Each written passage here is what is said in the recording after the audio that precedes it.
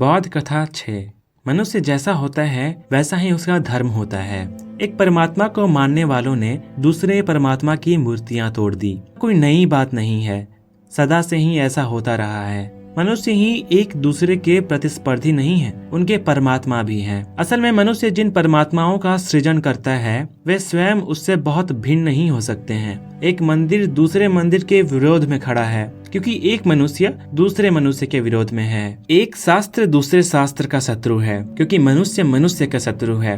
मनुष्य जैसा होता है वैसा ही उसका धर्म होता है। मनुष्य जहाँ जाता है परमात्मा भी वही होता है।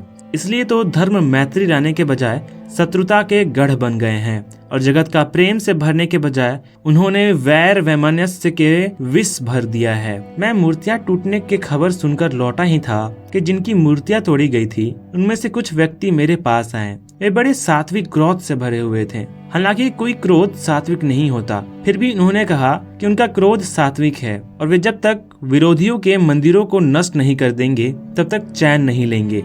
सवाल धर्म की रक्षा का है। मैं हंसने लगा तो वे हैरान हुए। निश्चय ही यह समय हंसने का नहीं था। वे बहुत गंभीर थे और उनकी दृष्टि में इससे ज्यादा गंभीर क्या बात हो सकती थी कि धर्म पर खतरा था।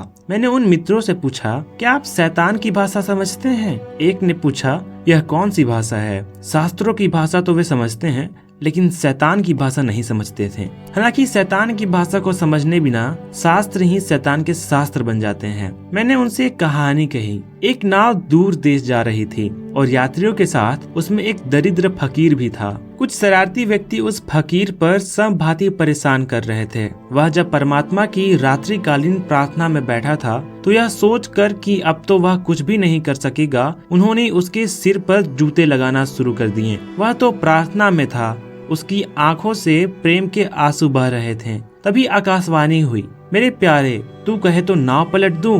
वे व्यक्ति घबरा गए और यात्री भी घबरा गए।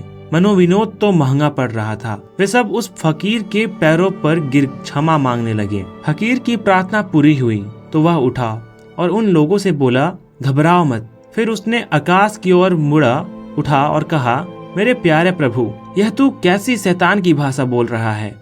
तो कुछ उलटने की ही लीला करना चाहता है तो इनकी बुद्धि उलट दे। ना उलटने से क्या होगा? फिर आकाश घोषणा हुई, मैं बहुत खुश हूँ, तूने ठीक पहचाना। वह वाणी मेरी नहीं थी।